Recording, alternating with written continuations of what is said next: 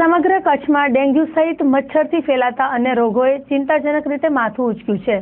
ત્યારે જિલ્લા પંચાયતના મેલેરિયા શાખા અને આરોગ્ય વિભાગની એક વિશિષ્ટ ટીમ દ્વારા શહેરના કેટલાક વિસ્તારોની મુલાકાત લઈ ડોર ટુ ડોર જઈ જંતુનાશક દવાનો છંટકાવ તથા લોકોને મચ્છરોથી બચવા તાકીદના પગલાં અંગે જાગૃતિ કેળવવામાં આવી હતી।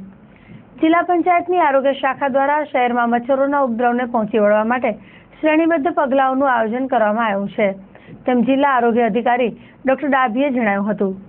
તે અંતર્ગત ભુજના Vijaynagar, Nutan society, Sharda society, Ramkrishna colony સહિત અનેકવિધ વિસ્તારોમાં આરોગ્ય ટીમ ઘરે ઘરે જઈ રહી હતી, જ્યાં પાણીના સ્ટોરેજ માટેની ટાંકી, પશુ પક્ષીઓના પાણીના કુંડા અને અન્ય જ્યાં પાણીનું સ્ટોરેજ થાય તે જગ્યાઓ ચકાસવામાં આવી હતી અને ઘરની અંદર મચ્છર વિરોધી ધુમાડો છોડવામાં આવ્યો હતો।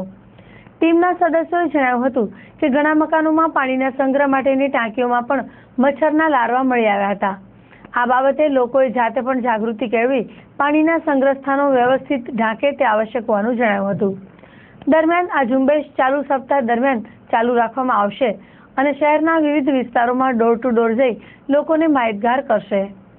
આરોગ્ય શાખાની ટીમના સદસ્યોએ ચંચળ ન્યૂઝ સાથે વાત કરી હતી। એટલે આજે અમે અમારે સંપૂર્ણ લગભગ 8 ટીમો ભુજ સિટીમાં અમે નીકળેલા છીએ અને જે વિસ્તારમાં અમને સોંપેલો છે એ વિસ્તારમાં ખાસ અવેરનેસ તરીકે પબ્લિકને જાગૃતિ માટે તમારા ઘરમાં જે કોઈ ભરેલા પાત્રો છે, પાણીના પાત્રો, એવા પીવામાં પણ ખરા અને વપરાશના છે એ પાત્રો સંપૂર્ણ ઢાંકીને રાખવાના અને એમાં કોઈ પણ જાતનો જે લાર્વા જોવા મળે તો એને તરત જ એનું ઘરનું પણ ઉપાય છે કે 2 ચમચી મીઠું તેલ છે એ તમે નાખી અને એને કંટ્રોલ કરી શકો છો।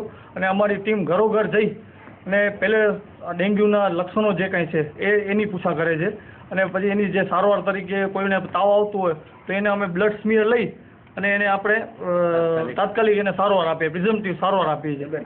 અમે અહીંયા ભુજ ઇંગ્લિશ સ્કૂલથી સ્ટાર્ટ કરેલો અને રામકૃષ્ણ કોલોની, દરજી કોલોની અને આ રોડનો વિસ્તાર સંપૂર્ણ આવડેલ છે। મેન આ વિસ્તારમાં જે અમે પાત્રો ચેક કર્યા એમાં અમુક જગ્યાએ ડેન્ગ્યુના જે લાર્વા છે એ જોવા મળેલ છે અને એનો અમે સાવચેતીના પગલાં તરીકે તાત્કાલિક એ જે પાત્રો છે એને અમે ઢંકાવ્યા છે, કવર કર્યા છે। શિક્ષિત વિસ્તારોમાં પણ બહુ ઓછી જાગૃતિ છે, અતિશય ઓછી જાગૃતિ, એને અમે ડેન્ગ્યુના લક્ષણો સમજાવીએ છીએ અને તમારે શું કાળજી લેવી એ બધું અમે સમજાવેલું। અત્યારે અમારી લગભગ 8 ટીમો અમે આવ્યા છે અહીંયા અને સતત સવારથી સાંજ સુધી સતત ચાલુ છે।